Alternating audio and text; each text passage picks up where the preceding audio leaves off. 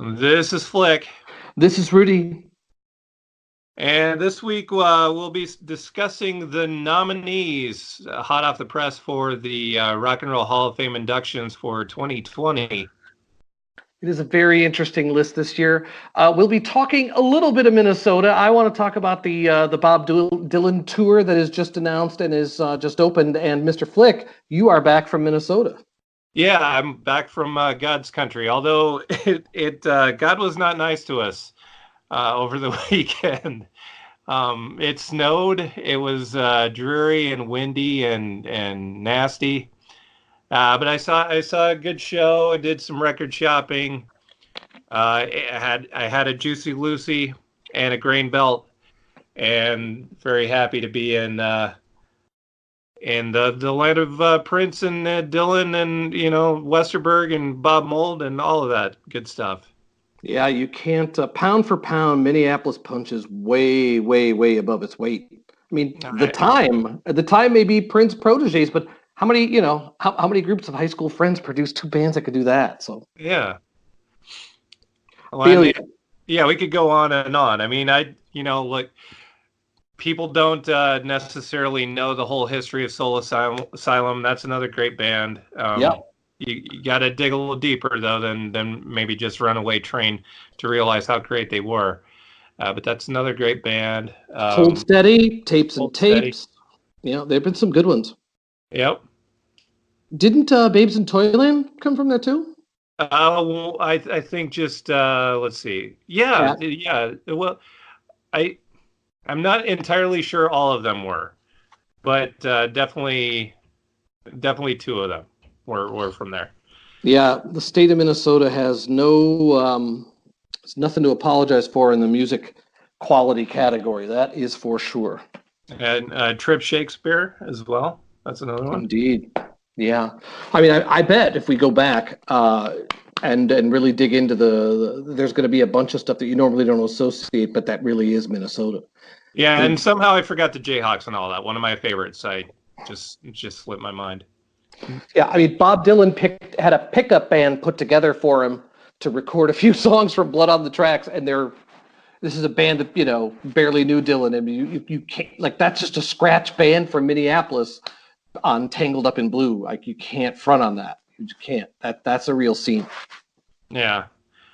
But yeah, I was there to see the Regrets in St. Paul at the Amsterdam, which is a place I haven't been to before. It was pretty nice. St. Paul is not the easiest place to go downtown for anything. There isn't a whole lot of parking, but it worked out, I guess. It was a great show. I shouldn't bury the lead. That I saw a great show. The Regrets at the Amsterdam, an all ages show. So the audience was much younger than me. I'll just put it that way. But well, there is something, it's today's not the day to do this, but there is a show topic here of what's it like being, or what are the boundaries for middle-aged men and concert attending. I think there's some meat there, but I don't mean that as an aspersion on you. I was interested in the photos you took from there.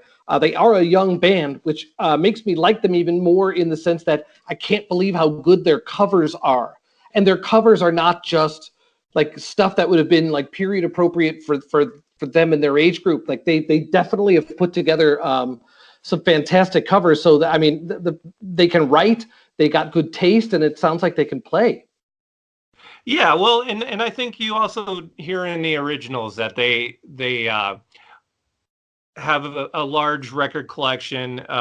They're students of what they do. They're not they're not making throwaway music by any stretch, and definitely have a lot of reverence for stuff that has come before them. It is interesting though when you're at an all ages show, and well, I guess this. Well, okay, I'll just put it out there because this is a lot to unpack, but in between the opener and the Regrets. The opener was Greer. I didn't see a lot of them, so I can't really comment on them.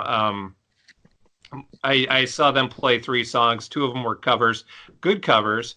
They covered "In the Airplane Over the Sea" by Neutral Milk Hotel, and "Someday" by the Strokes, and they very much had their own arrangement of "Someday," which was pretty cool. Uh, but yeah, I didn't see enough of them to really make any judgments. But in between sets, like "Time After Time" by Cyndi Lauper gets played on the overhead, and all of the kids in the audience are singing along to it, and they know all the words, and and so So you that's sang along. That's fine. When in Rome. yeah, but it's weird because that's an old song, and maybe not the same kind of song that is feeding into a lot of what the Regrets are doing or covering or anything. But Well, it was was it sold out? uh, no, I don't think it was sold out. Actually, the crowd that was there was very exuberant and very into it, and I will say the ages there was no in between as far as ages go. It was either you're a teenager or you're over 30. There was like nobody in their 20s that I could see anywhere. Well, I mean, they do. I don't know. I'm a middle-aged, patrician, old, fat, white guy, and yeah, I would like a band that is reverent towards the things I'm reverent towards is probably going to. I'm gonna have some instant sympathy for. I mean, Yeah, go and ahead. well, and it was good to see, that there were it wasn't just younger people. Um, it was a mix, although like I said, there was like a big age group chunk that was not represented at all somehow. Uh, but uh, but yeah, not a bad cross section. And everybody seemed to be into it, although in different ways, expressing it in different ways. Um, but anyway, I should just focus on the set itself. The set was great. They, you know, here's something I had originally thought that Lydia Knight, the lead of the Regrets, I thought that she was already 19 when they recorded this album. Turns out she was only 18. Her birthday was the day after that. I realized that when some of the young fans in the crowd were singing "Happy Birthday" to her. Uh, she turned 19 the day after that show. So yeah, this whole time she was even younger than we thought. Wow. Um, Anything on the set list jump out at you?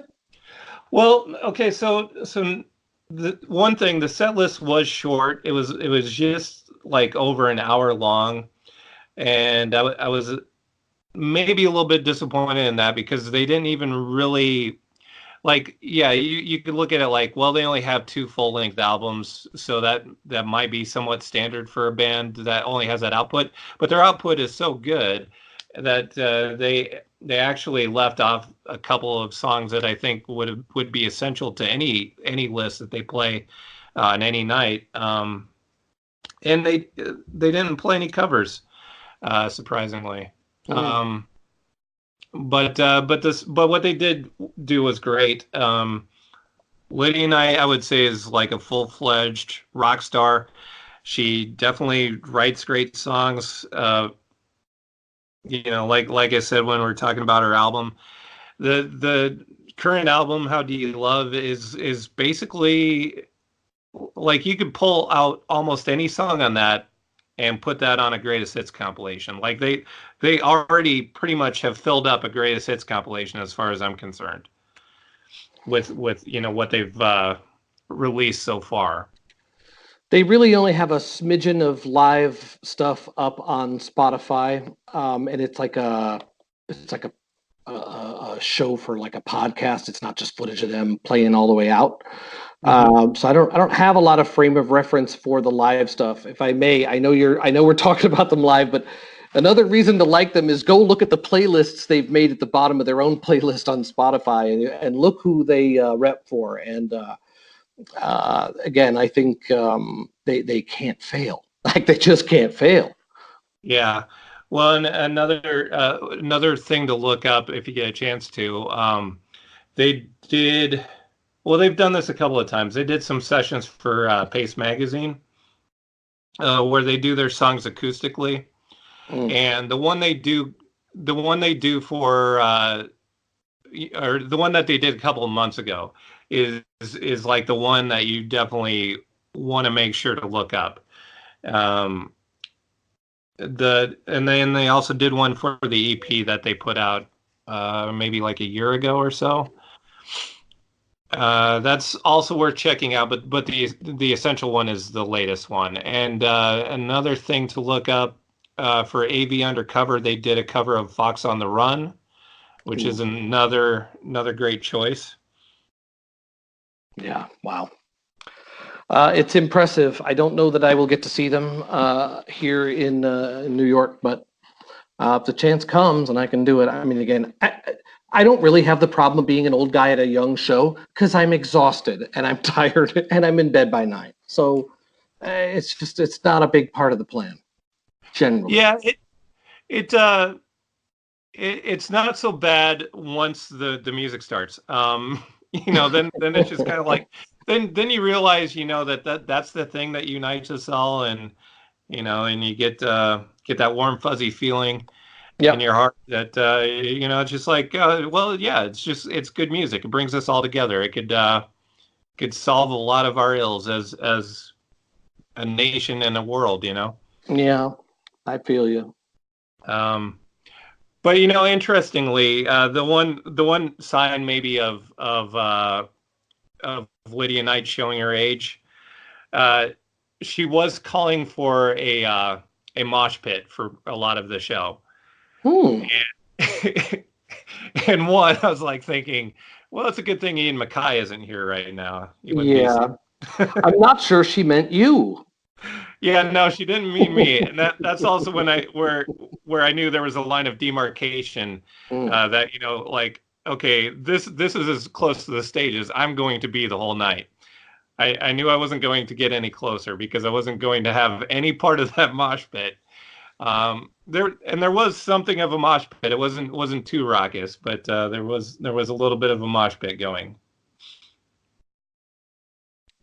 I'm jealous. I don't know if I'll make it, but if I get my chance, sir, I'm sold. I buy your sale. No, well, it's I'm not a classical type of salesperson, so that's good to know. Well played. So I want to throw in before we get too far from Minnesota.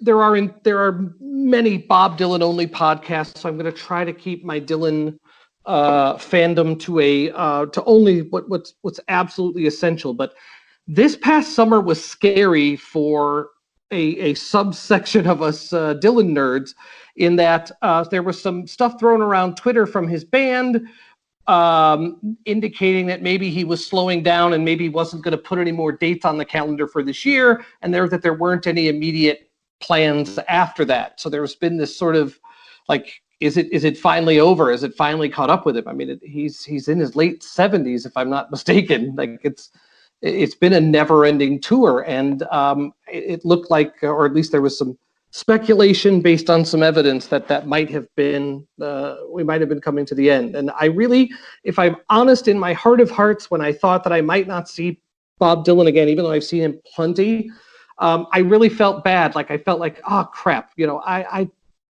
I gotta go see him again. It welled right back up. And the only initial tour dates he had were like small colleges and nowhere near New York City. And so I'm like, oh no, like the closest place I was going to be able to go see him was it's a town I've never even heard of in Pennsylvania, Moon Township, Pennsylvania. I've never heard of Moon Township, Pennsylvania, but that's where I was going to have to go.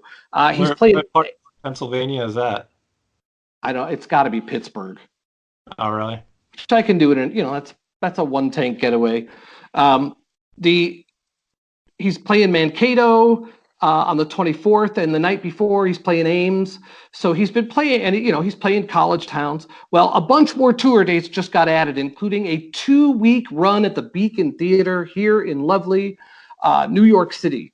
I live in New Jersey, and people in New York get mad when you say you're from New York when you just work there. I just worked there. I lived there for 10 years anyway. Sorry. This is super exciting news for me. This is a chance to have pick and choose. I don't think Dylan's going to do a 2-week residency with the same set list every night. I just don't believe that's going to occur. I think there's a chance that there's going to be some great stuff pulled out. So I am very, very excited. I am over the moon. I don't know how many times I'm going to see him. If I just am honest with myself, the thought that Bob might not come around again and that I've seen my last Dylan show really bothered me. It bothered me way more than I thought I would. Because again, I've seen him at least, I think, half a dozen times, which is plenty. I'm very excited. He's coming to the home base, and I feel like that's a recipe for some great shows. Here ends the lecture. Yeah. Well, you never know where the good shows are going to be. Best shows I saw him do were when he toured ballparks with Willie Nelson. Mm. And I've definitely seen Dylan do great shows, and I've seen him do really not so great shows where he isn't very interested. But I've seen. I saw him with Merle Haggard at the Beacon Theater, so I've seen Dylan at the Beacon Theater in New York, and that was a really good show. And again, I'm not. I know he does a residency sometimes there. Like when I was there and I saw him last time, I think he walked to the venue.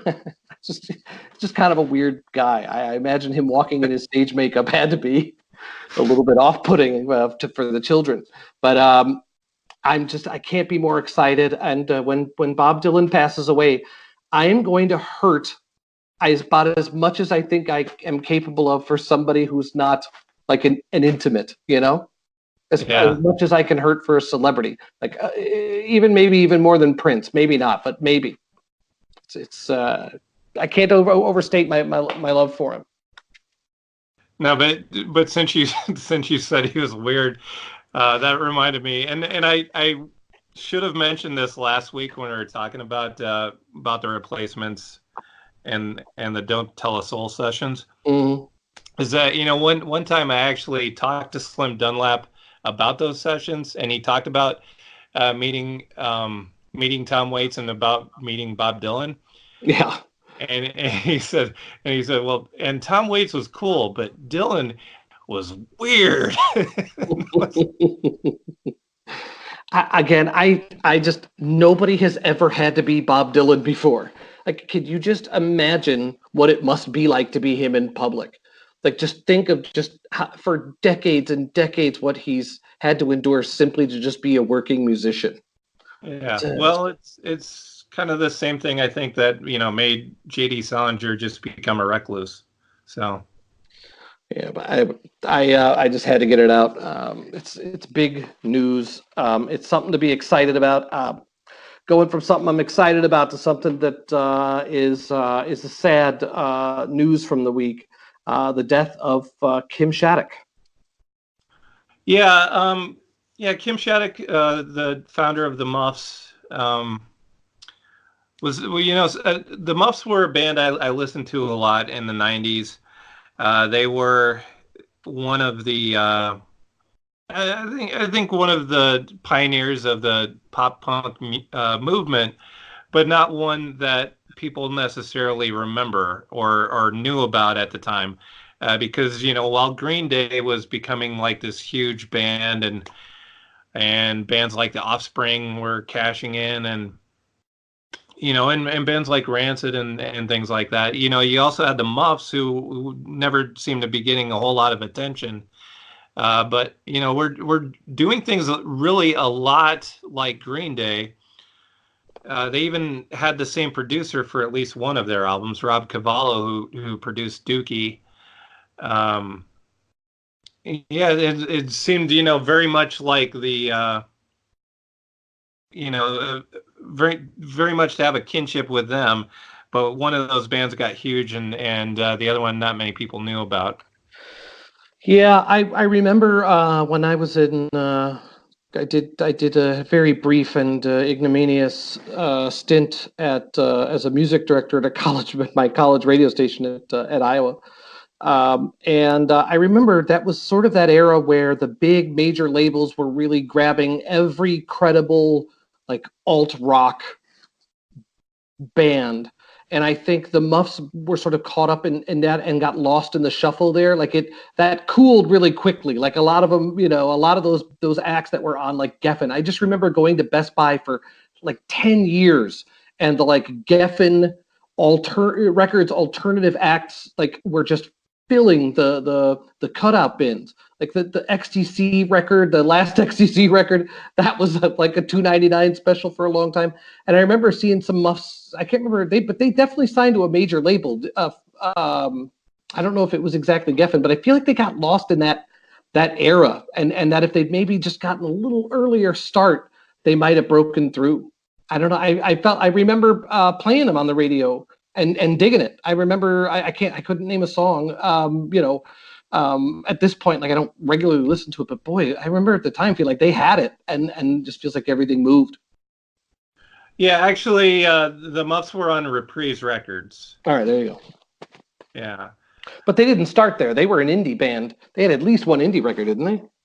I don't know. Let me have a look. Yeah, let's see. I think I think they had one, and then signed a Reprise after that. Yeah. And their first album, they were a 4-piece. Then it became a 3-piece, where where it was Kim Shattuck was basically carrying all of the weight at that point. And she wrote a lot of great songs. She wrote a lot of poppy songs. She had a way with a melody. She didn't necessarily sing it in the most conventional way. Sure. But like she could write some of the catchiest tunes. And like that, the albums would be just end to end good. There wouldn't be really a lot of filler on those albums. Yeah. She was definitely talented. I mean, she definitely was the center. She was the band. She basically became the band, Yeah. It's very sad. And then should mention she died at 56 from Lou Gehrig's disease. Yeah, that's rough. She was in the Pixies for a very short period of time. I don't remember. She was Kim Deal's replacement. I don't think you can replace Kim Deal, but that's sort of the lot she drew. Yeah, well, and I saw the Pixies with her in the lineup at Riot Fest, and I don't remember what year that was. I want to say it was 2013. It's 2013 or 2014, I believe. Didn't get to see. Well, got to see most of the set. Then had to move out to try and get a spot for the replacements. That they were on right after the Pixies. Yeah. But that's one of those things. You can't really say no to the opportunity to be a Pixie. No. But it's also probably a difficult decision for anybody to try and fill Kim Deal's shoes as well. Yeah, I would agree with that. It can't be done. Right. It can't. Yeah, and I don't know, that her approach was to try. I don't know that anybody was really looking for Kim Deal to, for her to be another Kim Deal. I don't know that was going to happen. Yeah. Well, rest in peace to her. Definitely the Muffs are worth checking out. And there's no recorded music with the Pixies on her in her tenure, right? She was just in the live band, I think. Yeah, I think just in the live band. It was around the time they put out Indie Cindy. I don't think that she's on that though. Yeah. But yeah, I'm going to put up a Kim Shattuck playlist on Spotify, on our Spotify page. Excellent. It's time to talk the 2020 class of the Rock and Roll Hall of Fame. It is October 15th, 2019, and today the inductees were announced, 16 of them in total, 9 of whom are first-time nominees. Master Flick, would you like to do the honors of reading this year's nominees? Yeah, I guess so. And I do have to say, maybe a little bit of hesitance in discussing this subject, because I feel like the Rock and Roll Hall of Fame is something of an institution that I'm not. Well, I'm certainly not 100% behind it. I will say that. Uh, and so, it's like I'm a little bit hesitant to pay lip service to, something that, I'm not so sure that it's really done on merit as much as it is on record sales. And in fact, I'm sure it isn't. But anyway, my preamble aside, let me get to the nominees here. I have them up here. And no, I wasn't stalling just so I could find this. But as it is, do you have them in front I of you? do. I do. Okay, why don't you read them then? I'll start with the 9 new nominees: Pat Benatar, Dave Matthews Band, the Doobie Brothers, Motorhead, Notorious B.I.G., Soundgarden, T-Rex, Thin Lizzy, and Whitney Houston. The returning nominees are Depeche Mode, 2 previous nominations; Judas Priest, first time nomination was, they were nominated rather for the class of 18; Kraftwerk, who's been nominated 5 times; MC5, 4 times; 9 Inch Nails, 2 times; Rufus, featuring Shaka Khan, 3 previous nominations; and Todd Rundgren, who was nominated once last year. So Depeche Mode, Judas Priest, Kraftwerk, MC5, 9 Inch Nails, Shaka Khan, and Todd Rundgren are the returning nominees. Okay. And I have my list up now. I guess what happened is I pulled it up earlier, and then a bunch of pop-up ads came up that made it so that when I looked back at that page, it looked completely different than the one I was looking at before. Well, I've been scanning this little article to figure out, like, why can't they just I can't think of any one of those that you couldn't make a case. And maybe we should start. I have a criteria that I stole it's from some sports Hall of Fame, where one of the writers was asked, how do you know if somebody belongs in whatever the sports Hall of Fame is? And his answer I thought was great, and I've used it ever since. And that is, could you tell the story of rock and roll without talking about this person?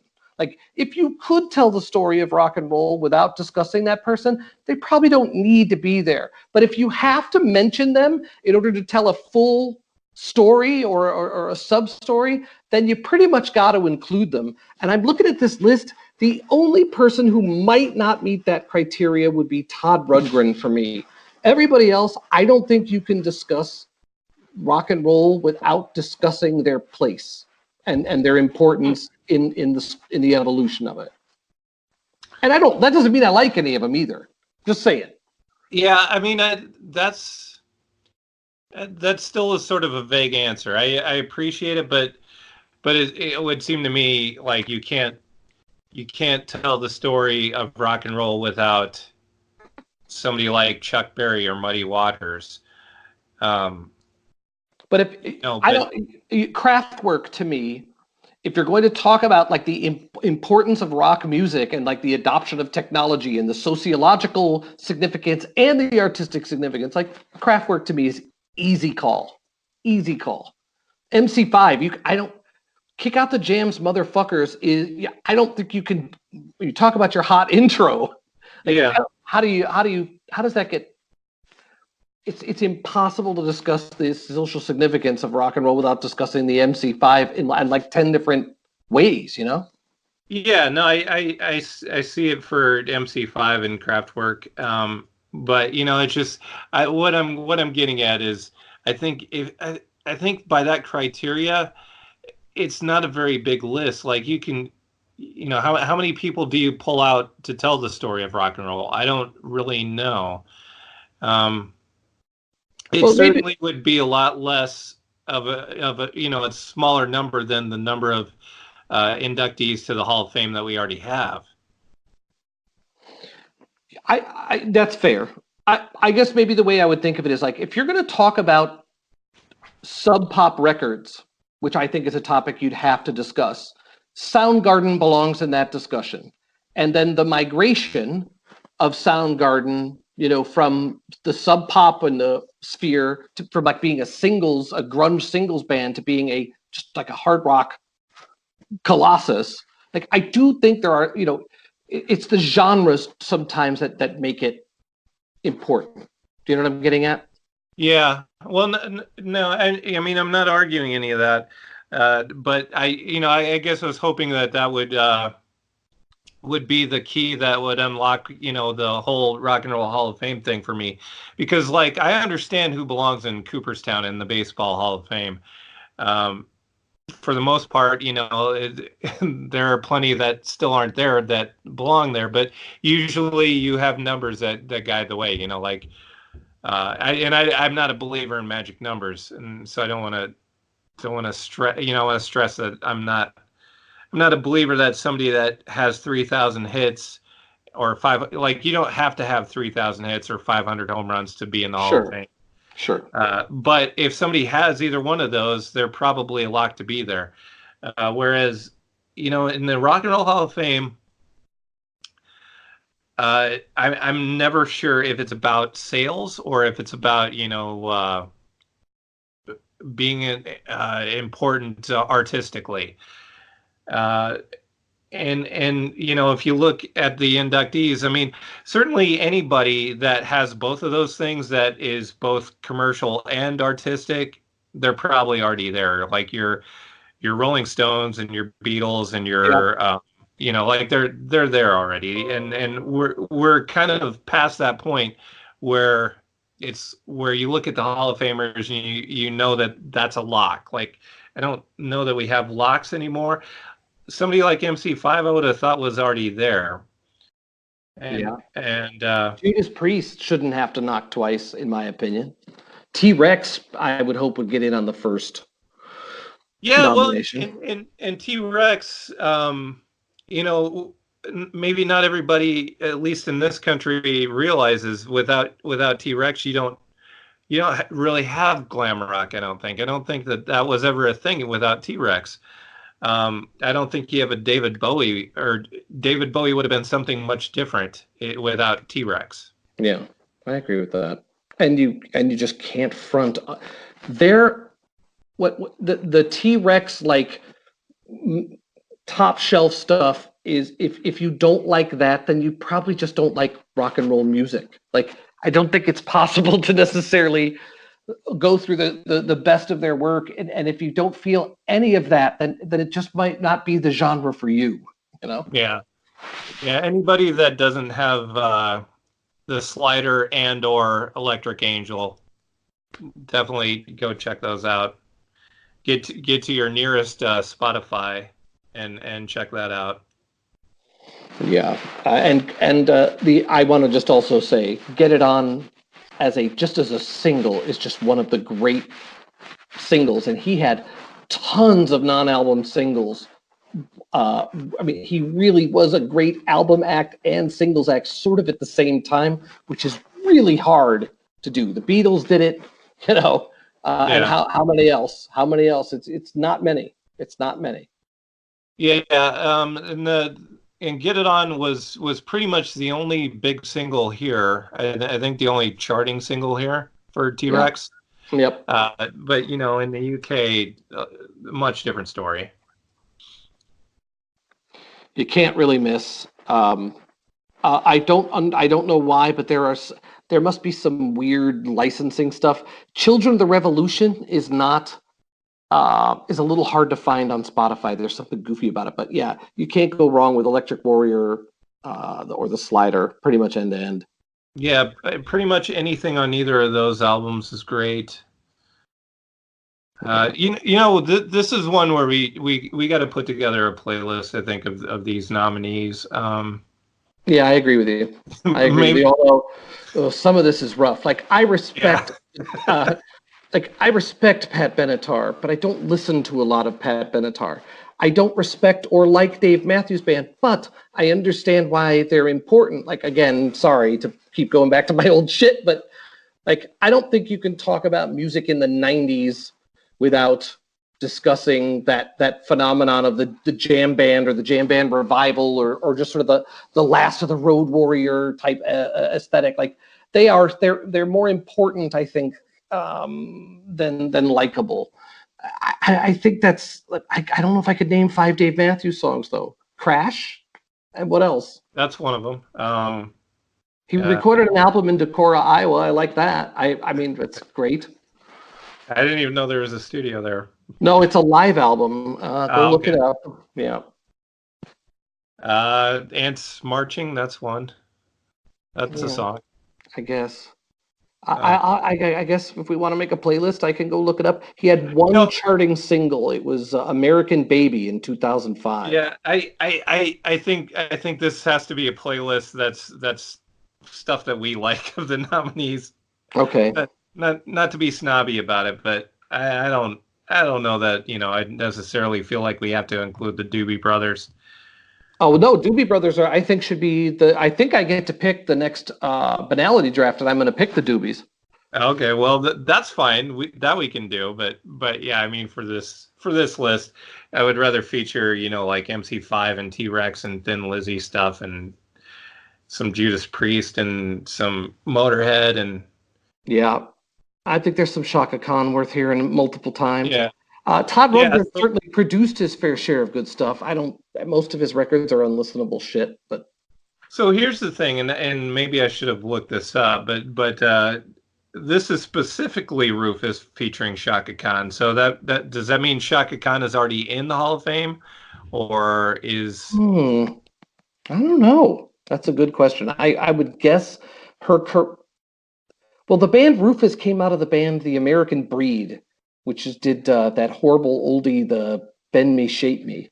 So they were around, but I don't think that they would be eligible separate from each other because there was nothing Rufus ever did without her. So their nomination has to be based on her entry into the band, just deductively. yeah, but she could be in the Hall of Fame without Rufus though. Yeah, I guess you're right. I'd have to look up the credits on those 80s records. Because the name Rufus did survive past Tell Me Something Good. Yeah. Huh. Well, at any rate, this is She was specifically good, Rufus. though. What's that? Shaka Khan, I'm looking at some of her songs. She was good. Her cover of Prince's I Feel For You has got to be up there in the great. I don't know. There are not too many Prince covers. Not too many covers better than that. Well, but that was also a song. Didn't he write it for her? No, he had it on. It was on his first record in Okay. 1978. Stevie Wonder wrote for "Tell Me Something Good" for her. Oh, I didn't know that Stevie Wonder wrote that. Yeah, that's Stevie Wonder. Well, that's a great song. And I mean, think of how prolific Stevie Wonder was. Like, yeah, again, you just have these like James Brown in the 60s, Stevie Wonder in the 70s, Prince in the 80s. I guess you'd say like Kanye in recent vintage is maybe the closest, or Drake. I don't know, but he just had those incredible runs. For him to have a song like that, like "Tell Me Something Good" to give away, is it just shows how great he was. Holy crap! yeah. It does make sense now that I think about it as a Stevie Wonder song. Yeah. Yeah, so another Shaka Khan Prince related thing that I don't know if you've already seen this or not. There's a video of them performing "Baby I Love You" together. Wow. The one that Aretha Franklin did. Yeah, there she was. There's a no, again. I would. I miss Prince a lot, and I don't know why he wasn't as enthused about having his entire catalog on the streaming services. I mean, there's stuff that you can't buy anymore. It was out of print like the day it went down the market.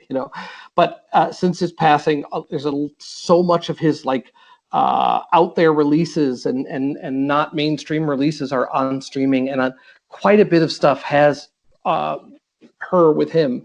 And I mean, he had such great bands and such great shows. It's really an era that people miss from him that they should go back and dig up. That Well, might be a tough show, but we should do a late period Prince playlist and help people, if possible, find their way in. yeah, that would be a good one. Um, so this performance, I'm not sure where it came from, but I almost want to say that this might have been like one of his notorious after show parties. Mm. And I'm not entirely sure about that, but at any rate, it's worth checking out, and it's on YouTube. Yeah, good stuff. Would you debate that? Who? So you don't. I don't want to put words in your mouth. Who on here do you have is not necessarily an easy call for you? Let's say. As far as belonging, Yeah. Is there anyone here who you just your first gut instinct is probably not belonging? yeah, I mean, if it is very subjective, and I don't really feel like the Doobie Brothers made any important contributions to music. Right. So they're they're that standout on the list that like, and it's frustrating. This is what frustrates me about the Hall of Fame. I feel like the Doobie Brothers are a lot more likely to make the Hall of Fame than the names on this list that I think are worthy, and that drives me crazy. Of course, Yeah. Yeah. I mean, I can't think of an excuse to keep Motorhead out. I can't. You know what I mean? Like this first round nominees. Like I just don't think there's a way to keep Biggie out. T-Rex, there's no way you could keep it out. Whitney Houston, you have to include. Thin Lizzy, you have to include. Pat Benatar, is that a first ballot Hall of Famer? I mean, that video for Love is a Battlefield was so ubiquitous and really put videos on the map. It was on Friday Night Videos. If they could have played it twice, they would have. So, like, she's super important for that video. She's really great at doing that story style video, but I don't know. I don't know. Well, Could you do a 10-song playlist of hers? Do you think you have 10 songs you could figure of hers that are? No, no, not at all. But I think that brings up the point that I think there you're talking about somebody that's very much of that moment. She was important in that moment. I don't know that she has a lasting influence of any sort, though. Right? Wasn't she? She is mentioned in a fantastic context in Fast Times at Ridgemont High. Yeah, that's right. I mean, and I only bring that up not as a thing mocking her, because when she's good, she's really good.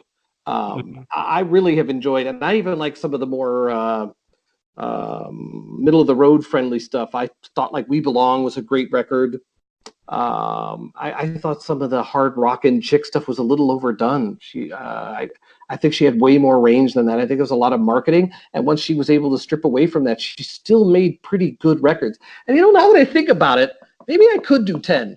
Because even though a song like Stop Using Sex as a Weapon may be a little cringy for top 40 radio, lyrically, that's pretty ahead of its time in a lot of ways. I don't ever think she ever felt like she had to censor herself at all. And she had the power to pretty much, you could take it or leave it from her. And in that respect, maybe she was a tough little cookie with a long history. Sorry, it's terrible. Shouldn't do that. Well, that wasn't her. That was the person she was singing to. That's true. But yeah, your mention of the Fast Times at Ridgemont High scene speaks to the ubiquity that she had at that time. Yeah, I like her maybe more than, she's more likable than important, I guess would be the way but I don't know, you may be able to make a case. She certainly put up with her share of shit, and she certainly earned it. She certainly got to the top by working her butt off. Well, I will say it's the second week in a row that we've mentioned Pat Benatar, so there is that. Yeah, I would use that. That should be the criteria, the admittance That's criteria. Right. If you can get on the Rudy and Flick podcast, this is a direct line to Cleveland. If you can check that box, then you're in. And they do. They do. I'm going to try. I'll just say it since I want to throw a little nasty one in. I think Todd Rundgren is. It's you had to be there. You know what I mean? Like I like Hello It's Me, and I like Work Bang the Drum All Day, and I Saw the Light.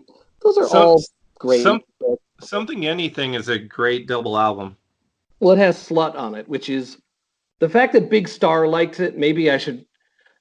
The fact that Big Star, but I prefer Big Star's version of Slut to the studio one.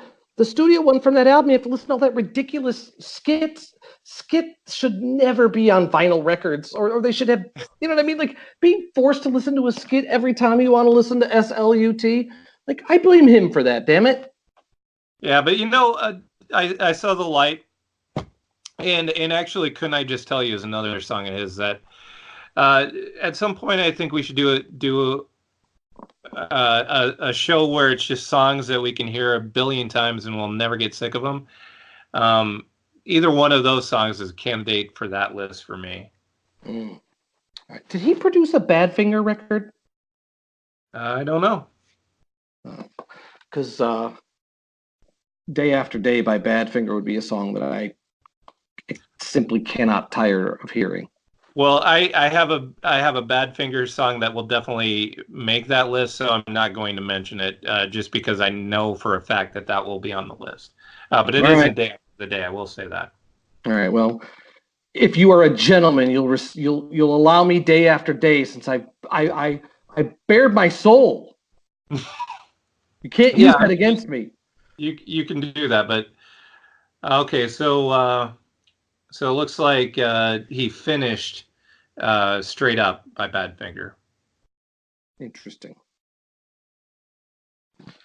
That's not bad. I bet his producer credits are impressive. I'm going to spare myself the reading of them because he also seems like a bit of an a-hole as a person. I could be wrong. I hope he's a really nice guy.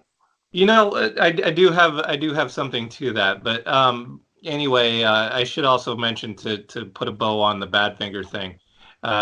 So Straight Up by Badfinger was produced by Todd Rundgren and also produced by George Harrison, no less. So yeah, I mean that's Day After Day and Baby Blue. Those two are just. I mean, George Harrison's playing on Day After Day is eternal, in my opinion. Like it is. I put it in among his greatest guitar performances. So the fact that Todd Rundgren has his fingerprints on that a little bit, because it's such a great sounding record too. Maybe I'll check myself. I'm going to figure though that he doesn't have his fingerprints on that song because if George Harrison was there to do the guitar, that's probably what he produced, and Rundgren came in later. So all right, well.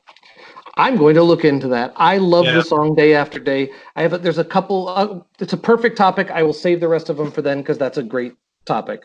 I have a playlist of them all ready to go. But going back to is Todd Rundgren an a-hole thing? Yeah. There are two things I know that can speak to that. I don't really know the answer to the a-hole question, but he certainly clashed with. Why am I blanking? XTC. Andy Partridge. Andy Partridge. Yeah.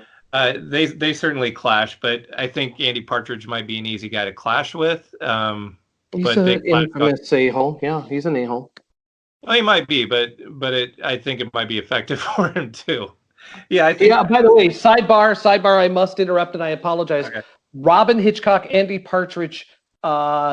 Combined EP. They made an EP together. Just came out, I think, a week or so ago. I don't know if we'll ever have reason to talk about Robin Hitchcock, who I love, but he still makes pretty good records. And the Andy Partridge one I haven't had a chance to jump into yet. But if that sucks, then what hope is there for all of us? Yeah, we can talk about Robin Hitchcock at any point, I think. But yeah, Andy Partridge probably is an a-hole, but made some great music. Probably more likely that he was the reason for clashing with Todd Rundgren than Todd Rundgren. Because the other thing I know about Todd Rundgren is he was married to somebody that Well, he raised Liv Tyler basically Oh, wow. as his own. Liv Tyler was the product of an affair that Todd Rundgren's wife had with Steven Tyler. So, All he right. Maybe he has his reasons for his being difficult. if he is difficult, do we know he's difficult? I've read a few things that obviously we're not neutral, and we're aimed at him. That's why Representative Okay, so I'm getting pop-up ads here. Good for you, dude.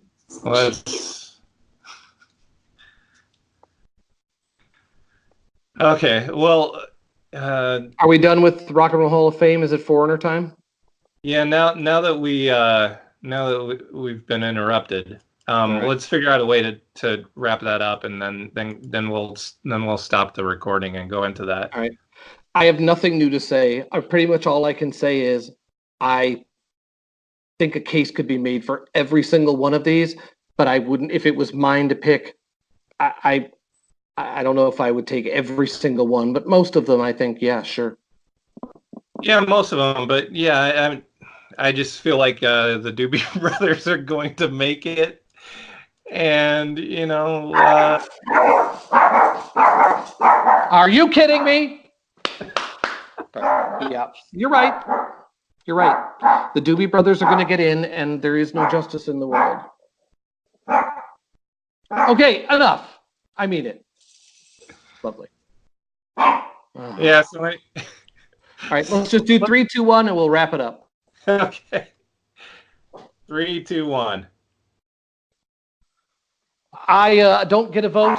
I've never. I'm not ever going to have a vote.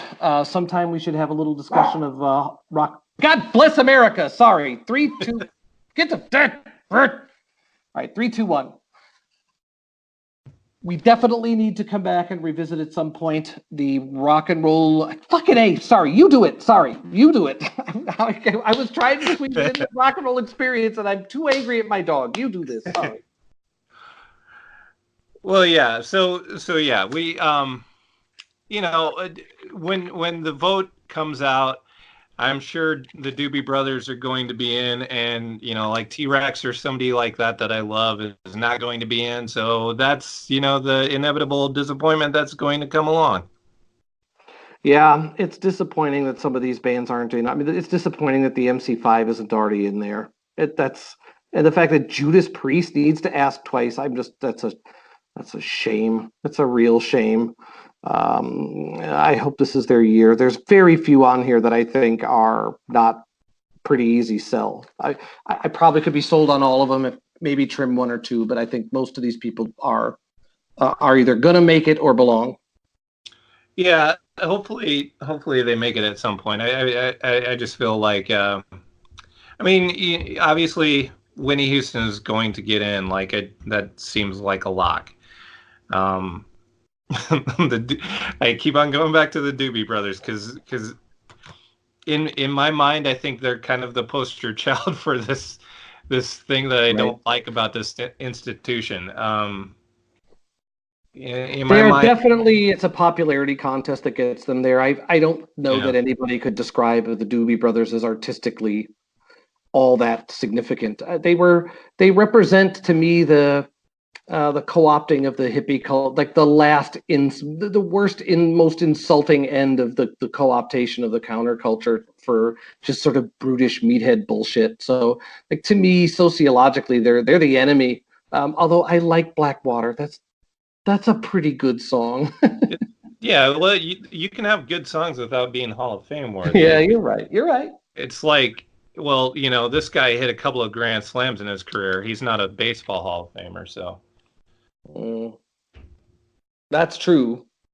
I hadn't thought of it that way, and I don't think Blackwater necessarily fits. But all right, we'll see how it goes. I think this is a fun topic to do on the nominee day, but have you ever actually sat and watched an induction ceremony? I've seen little snippets on YouTube of bands that I particularly like, but you'd have to pay me to sit and watch an induction ceremony, like even on double speed. Yeah, I've watched them. I've watched them here and there. But yeah, it's one of those things that there's always that band that I'm just like, okay, this is where I check out. This is where I flip the channel or go do something else, and then I'll come back when somebody, that I actually am interested in, when it's their turn. Do you think it's even possible that one day we'll be reading about Rock and Roll Hall of Fame nominees and the name Foreigner will be included on that list? Do you think that's possible? I will say this: if the Doobie Brothers are on the list, then Foreigner probably should be. Yeah. Foreigner is just one of those bands that you couldn't avoid no matter what you did. It was everywhere all the time. And you just pick this stuff through osmosis. And the worst part is, it looked for a while there in the early '80s. Maybe they would be done in, like maybe the absolute ridiculous clownishness of Jukebox Hero would finally do them in. But then they had this incredible renaissance as a ballads band, sort of mid to late '80s. Um, and they were even more ubiquitous. And so this band had almost like a 10-year run of being force fed to every person in this country. And so as we work our banality draft, I must say there were many, many titles that I was familiar with, but very few of them brought significant joy to my heart. I feel like this is going to be easier than Phil Collins, but not I by much. I think it was. I think for me is a lot. It's way easier than Phil Collins to me. Um, and one thing, yeah, like Phil Collins and like a lot of bands in the '80s, they went down that sort of light rock road. Uh, that was the undoing for a lot of bands in the '80s. Although commercially it was very successful for all of them, but they all went down this light rock path. Yeah, and they're still touring, and Lou Gramm hasn't been the singer for a long time. I know they keep putting records out. I know Lou Gramm had the record Midnight Blue, which was just as bad as any Foreigner record. I can't say I know anything about what Foreigner has done without Lou Gramm. I think I've watched the behind the music on VM1 once when I was sick. You know what I mean? Like I was doing in and out of sleep, which is probably best that I be anesthetized while listening to Foreigner's life story. I don't know exactly what made them go into ballad land, but if you go on Spotify and look at what their most listened to stuff is, it's not that super hard rock stuff that they started with. I Want to Yeah. Know What Love Is has almost 250 million listens. Like that's just staggering. Yeah, and I mean, I think the answer is obvious. So, money is what made all of those bands. Whether it's Foreigner or Elton John. I mean, that's what so many did in the '80s. Yeah, you're right. Let's see if maybe you're just doing a little subterfuge here. Maybe you're just trying to make me steer clear of the ballads so that you can have them all to yourself. I don't, I don't, Yeah. I don't trust you any further than I can throw you. You know what? I like to. I think I'm a pretty good poker player, Mm-hmm. but in this case, no. I think I'm just being obvious. All right. Well, I don't trust you even a little bit, and I think the thick it's such thin pickings here that I can't take any chances. You're just gonna have to accept that. I believe I go first as well, and it's No, important that I do. What? no. Oh yeah. Wait. Yeah, you're right. You're right. All right, good, because you picked this Yeah. week's band. You picked this Yeah, week's band. I picked the band, then you go first. That's All right. right. I totally forgot the rules for a moment. So I'm taking, I think, the stallion on the board. There's not much. This playlist is no stud farm. One of the very few big buck alphas on the board is Dirty White Boy. So I'm taking that first. Yeah, that is a tough one. We're gonna have to talk ballads, I fear. But to start with the ballads, I think is unforgivable. They came on like a heavy, like a heavy rock band, not metal, but like almost like the Pat Benatar type, like hard rock. And Yeah, hard they, rock. yeah, Not unlike Aerosmith or a little well, cleaner well, image though than Aerosmith. A little more like they definitely. So again, take the edges off of Aerosmith and make it a little more friendly for a female audience, and I think you get I think you get what Foreigner came to market as. Yeah, more like Boston than Aerosmith. Yeah, But you're right. Totally unconvincing in my opinion as like a real rock band. I bet they couldn't play for shit. You couldn't pay me to watch them.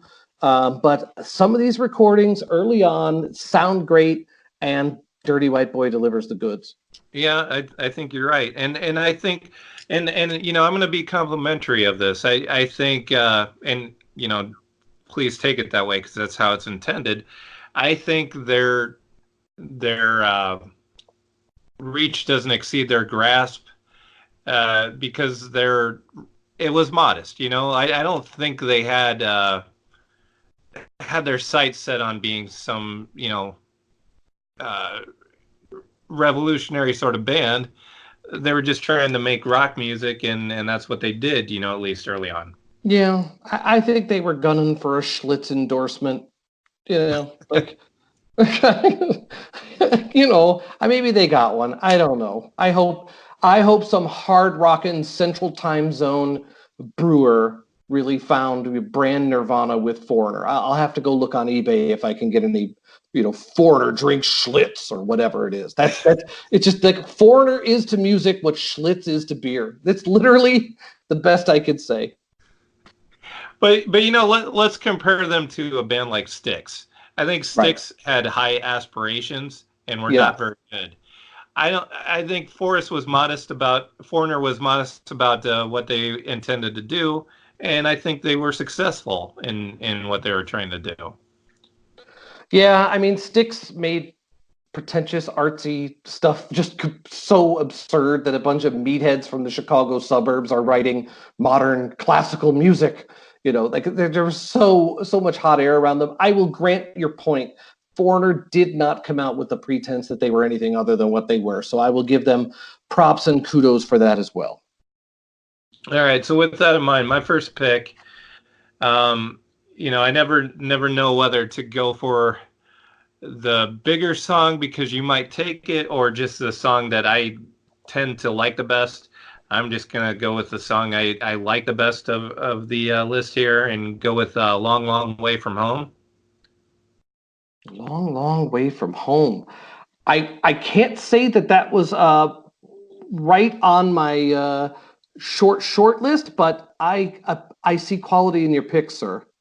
Yeah, well, and that was the thing. It's like I felt like this probably wasn't going to be on your list, but I didn't want to risk it. So for that one, I'll just be like, all right, this is the song that I would pick, not trying to be strategic about it.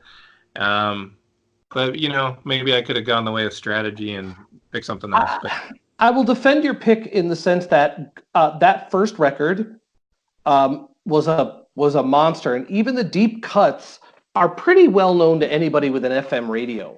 Pretty much more than There's it feels like the first time, Cold as Ice, Head Knocker, Long Long Way from Home. These have all had significant run on FM radio. So, and again, I think they were pretty tight then too. So, I have no qualms with that pick whatsoever. Not that it matters if I do or don't. All right, so I feel like I have more latitude here. I think I'm gonna call an audible. Is it? All right, I'm gonna take "Feels Like the First Time." Not necessarily because I love it, but the other thing is I kept going back and listening to this stuff is this band wrote incredible intros. Like, even though their songs all end up this sort of gray miasma by the time they're done, a lot of them have very peculiar or very striking intros. Feels Like the First Time is one of them. It has that early like analog synth, the little octaves thing it does. It's kind of weird in a rock record like that. And I just, of all those sort of interesting intros and the way they were able to bring it through an entire pretty much solid archetype pop song, I'm going to give it to them. I'm going to say Feels Like the First Time is my pick number 2. Yeah, see, and this is why I should have been strategic because I would have gone with that first. and then I could have just gone with Long Long Way from Home second and got both of them, but now I only have one of them. So Yeah, I'm not sorry. Um, I'm not sorry. I had to do what I had to do. You went strong with that first album, and I was looking like, what do I have to grab so that if no matter what else happens with the first album, that you forced me to take it so that I could guarantee quality real estate from the Foreigner debut. So your yeah, strategic decision it put me in a corner, but I believe I hard charged out based on those heavy octaves, those right hand analog synth octaves. I'm riding those to glory. yeah. Well, and I lose out. My list gets thin because that was one I was hoping for. I was trying to banking on a little bit. I'm not sorry. All right. Well, now I certainly have no choice but to go with Cold as Ice. Yeah, that's very defendable because again, that first album is great, and really, it says a lot that we focused in on that album so heavy. Uh, Three of the first four picks are that, and Cold as Ice is I mean, if you're gonna pick the first album to talk, you can't. You have to have that included in there. I don't. It was very close to being my next pick if I Well, hadn't. it does tell you, like, if you look at this album by album and you take away that first album from their career, they are just a flat out bad band that, Yeah. are below average. Um, but with that first album is a winner. All right, Dirty White Boy, Long, Long Way from Home, feels like the first time, and Cold as Ice. This is pick number 3. This is really harder than I thought. Uh, we've done so much the rock stuff. I feel like I have to get away from the super heavy four on the floor stuff. So I'm gonna take Head Games next, which you can't get too much cringier than the record cover for Head Games, and I'm scandalized a little bit that if you go online and you listen to this record, they still have that repulsive cover of the girl sitting in the urinal. I don't what grown person thinks that's a good idea. It's really nauseating. But again, I think I've got the two songs worth having on Head Games. I pretty much the only thing I've left for you there is the song "Women," and if you choose that, we're doomed. So I'm taking Head Games, and I'm proud. Well, yeah, Head Games is one I couldn't live without. I might have taken it, but It just sounds different. It's real synth yeah. heavy. You know what I mean? Like it's not just four on the floor bar band bullshit. There's at least they're trying something with an arrangement. Well, as we can go back to the first album for stuff like that though too. Which again with that first album, this is like I think the first draft where we're really vying for much of the same material with that first album. Yeah, this is rough. Yeah, it does make it a lot. This is one where I should have been strategic. I think in the other ones I was maybe more strategic when I didn't have to be. Um, Well, I mean, to my mind, you are down to some very, very thin pickings here.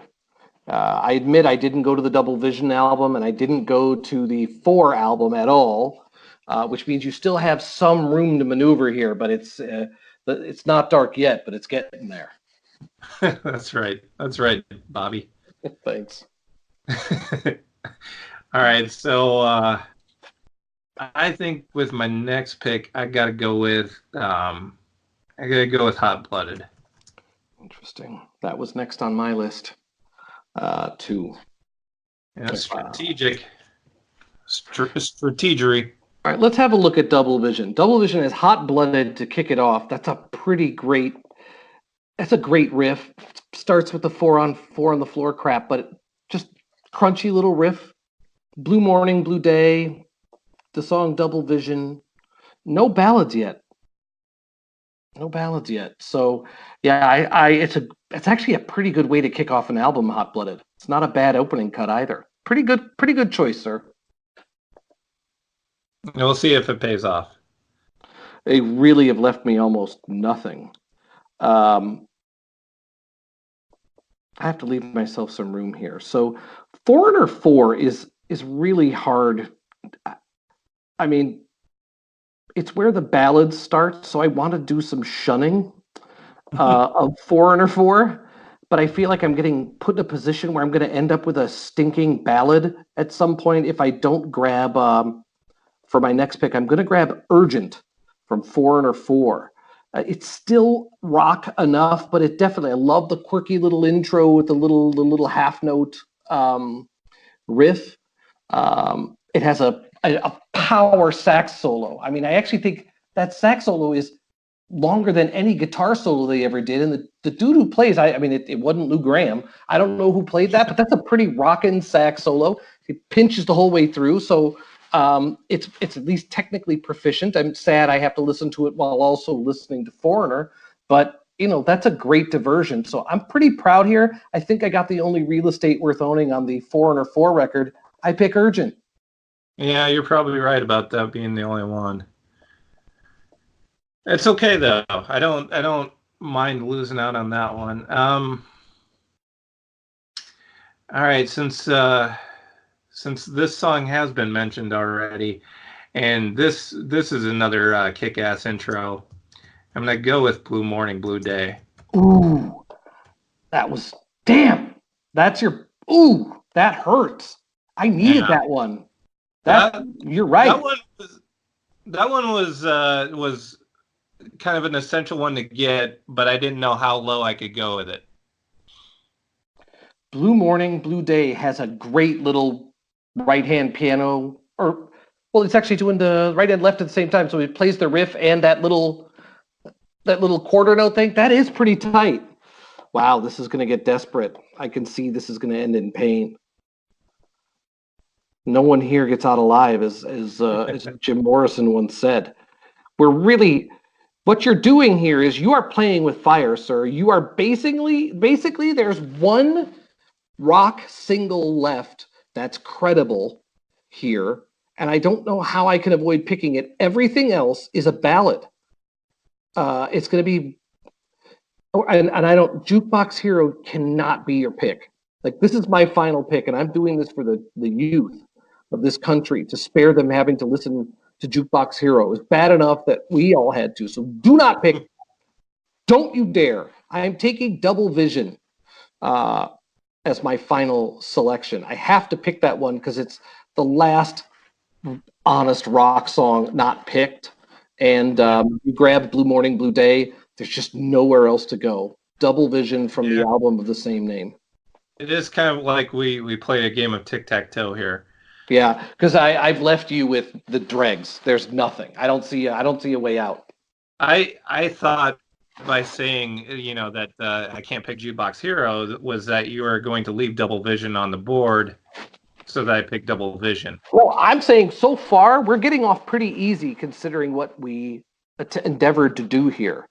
Right now, though, you're going to end up with something like Say You Will from Inside Information or something if you really want to deviate and not get trapped by the ballads. Like, the ballads are, I'm nervous. It's your pick. I'm nervous.